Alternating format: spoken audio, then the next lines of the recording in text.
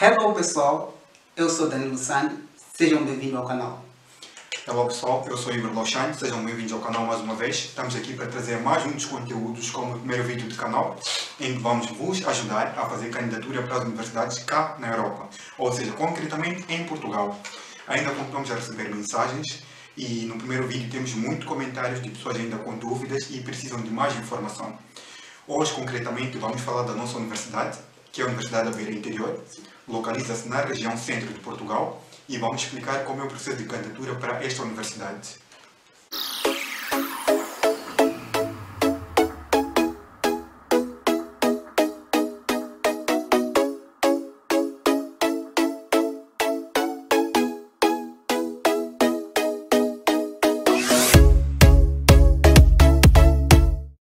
Para o processo de candidatura, primeiro, eu aconselho que selecione no mínimo 3 universidades para as quais vocês gostariam de se candidatar, ok? Então, caso for para a Universidade da Beira Interior, que foi o nosso caso onde estamos a estudar, o processo de candidatura é muito simples. Primeiro, tu entras no site da universidade, aparece logo na descrição candidaturas e tem a opção de candidatos internacionais, ou seja, são estudantes internacionais. Fazes a candidatura, preenche os teus dados completos, desde o nome do pai, da mãe, toda a informação. Depois, os documentos necessários que a candidatura pede de forma online é simplesmente o passaporte, que serve como um bilhete de identificação, e a posterior pede o certificado, ou seja, o comprovativo que concluíste o 12º ano. O certificado deve estar reconhecido por uma embaixada ou um consulado no seu país. Isso é muito importante. E assim que finalizas a candidatura, depois de fazer o upload dos documentos necessários, tu pagas uma taxa, a taxa de inscrição. Normalmente a taxa ronda entre 15 euros a 30 euros para a nossa universidade, no nosso caso. As taxas variam de universidade para universidade e variam consoante o curso. Okay? Quanto ao processo de visto, para a obtenção de visto, o Danilo vai falar um bocadinho. Mas, Igor, antes do processo de visto, e para o mestrado? Para o mestrado, os documentos necessários também incluem o certificado do comprovativo que terminou a licenciatura. O certificado deve estar reconhecido também pela embaixada. E porém, o certificado deve conter as notas que obteve em cada das disciplinas. Okay? Depois tem cá o currículo vitae, que é o caso o CV. E outro, porém, o CV deve estar no modelo Europass, porque é o modelo de CV utilizado cá na Europa. Esse é um dos detalhes. Podem tentar submeter um dos CVs que não seja o Europass, mas não sei se dá muito certo. Depois tem a questão do comprovativo de identificação, que é o passaporte nesse caso. O último documento é o diploma. Simplesmente o diploma, não precisa estar reconhecido. É só um scan do diploma. Ok? Então, a partir do momento que fazes a candidatura, és aceito na universidade, a universidade envia-te uma carta de aceitação.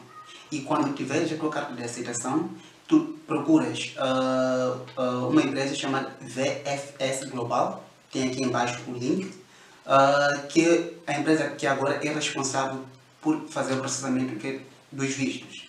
Então, assim que tu tiveres, deves organizar a passagem, a carta de aceitação, seguro de saúde de pelo menos 4 meses, os diplomas já estão reconhecidos, como o Igor disse. É necessário ter também o registro criminal, também é necessário ter o comprovativo de meios de subsistência, que é o extrato bancário dos últimos 3 meses, pode estar em teu nome ou em nome dos teus encarregados de educação, e também fotos tipo passe. E, acima de tudo, o valor do próprio visto, que também depende de país para país. Ok. E porém, quanto aos detalhes que o Danilo esteve a dizer para a obtenção do visto, na carta de aceitação, normalmente a carta vem a dizer que tu já tens a morada inclusa. Ou seja, a carta vem a dizer que tu vais ficar em uma das universidades X e a universidade vai disponibilizar alojamento. Nesse caso seriam as residências estudantis. Porém, tu não tens o alojamento garantido, ok? Aquilo é só uma manifestação. O que eu sugiro, aconselho, é que após receberes a carta de aceitação em como foste aprovado, faças uma candidatura para o alojamento. A candidatura é um caso à parte. Tu podes te informar melhor acerca da candidatura através do e-mail da universidade, que é o e-mail geral, designado por e-mail de serviços acadêmicos normalmente. Eles vão te facilitar no processo, assim, quando tu chegas cá, já tens garantido o teu quarto na residência estudantil. Em termos de propinas, que vamos falar cá um bocadinho, as propinas cá são muito relativas. As universidades públicas cá em Portugal são pagas com um valor simbólico, mas simbólico europeu. E as universidades privadas são um bocadinho mais caras em relação às universidades públicas. Ou seja, tu tens a possibilidade, logo que fores aceito na sua candidatura para o curso em que queres, quando fores efetuar a matrícula online, ou seja, a universidade obriga-te de imediato a fazeres pagamento de 2 mensalidades, ou seja, 2 meses de mensalidade. Então tens que ter já o dinheiro reservado. Eu não vou dizer cá o preço concreto do valor da propina, porque é um valor instável, altera de ano para ano. Mas normalmente para os estudantes internacionais na Universidade da Beira Interior, o valor para a licenciatura é de 300 euros mensais. E para o mestrado é de 120 euros. 120 euros, ou seja, se tu és aceito na licenciatura, tens que pagar 600 euros, que é a mensalidade de setembro e de outubro. Se fores aceito no mestrado, tens que pagar 240, sim, que é a mensalidade de setembro e de outubro. São 2 meses iniciais. Danilo, mais alguma coisa a acrescentar? Acho que não. Podemos tocar num ponto que é também muito importante. Podemos falar cá consoante o custo de vida. Uma das dificuldades que muita gente cá tem é que quando não consegue a reserva de um quarto no alojamento estudantil, é a busca do quarto na região da universidade, que é um bocadinho caro. Como vocês devem imaginar, é como se fosse arrendar uma casa. Só que cá em Portugal não se arrenda basicamente uma casa, arrenda-se quartos. Tem uma casa com 3 quartos e as pessoas vão pagando por quarto. Tu podes compartilhar uma casa com pessoas de diferentes nacionalidades e tu pagas pelo teu quarto, depois tem um espaço comum que vocês compartilham. Claro que o preço dos quartos fora da residência estudantil é um preço manipulado, é um bocadinho mais caro, porque já os proprietários das casas sabem, têm conhecimento que não conseguiste a afetação na residência, então eles têm o poder de estipular o preço. Então eu sugiro que vocês previnam-se melhor. Há muita gente que reserva quarto em casas mesmo antes de vir para cá. Entra através do Facebook, através do site da universidade, que ajuda também a encontrar quartos. Entra em contato com alguns colegas, amigos que já estão cá a estudar, para que possa facilitar nessa busca. Isso aqui é muito importante, porque senão podes pagar um bocadinho mais caro. E também é importante referir que no processo de candidatura para as casas, tu podes escolher entre viver só com homens ou viver só com mulheres, ou porque existem também casas mistas, como é o meu caso. Ok, muito bem. Quanto à candidatura, uma coisa que eu deveria ter dito no início é que normalmente as candidaturas são feitas em 3 fases. A primeira fase normalmente abre no final de janeiro e fecha, se não estou em erro, entre março ou abril. A primeira fase da candidatura. Eu sugiro que vocês tentem, da primeira fase, a candidatura para o acesso cá ao ensino superior. Porque caso vocês não entrem, vocês já conseguem ver a dificuldade que vocês tiveram e podem tentar uma segunda vez, na segunda fase, que abre normalmente em maio e fecha em junho, se não estou em erro, e os resultados saem por volta de julho. A terceira fase é finais de julho e vai até finais de agosto. Só que a terceira fase é um bocadinho em cima da hora. Devem controlar muito bem. Talvez as datas que eu dei cá não sejam muito corretas, porque as datas da fase alteram consoante o ano.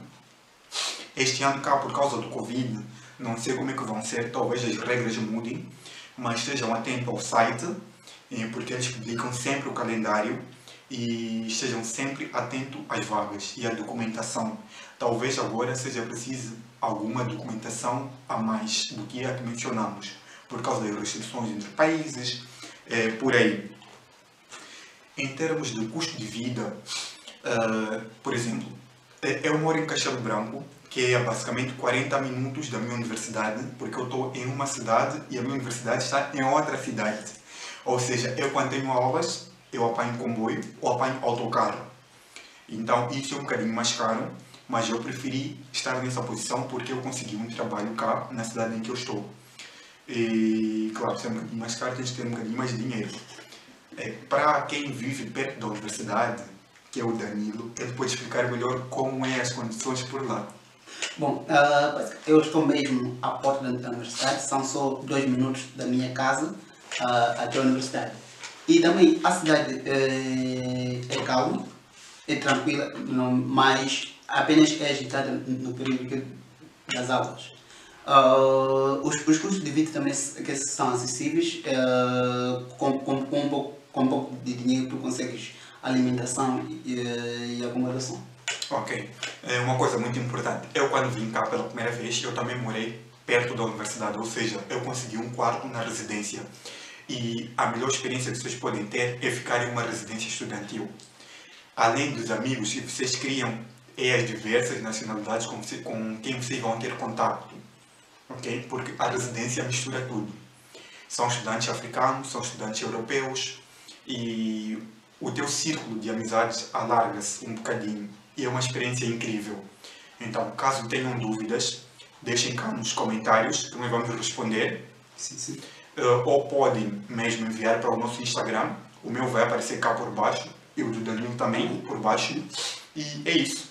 Agradecemos por estar até ao final do vídeo e prometemos fazer mais vídeos com mais esclarecimento. Ok? Até a próxima!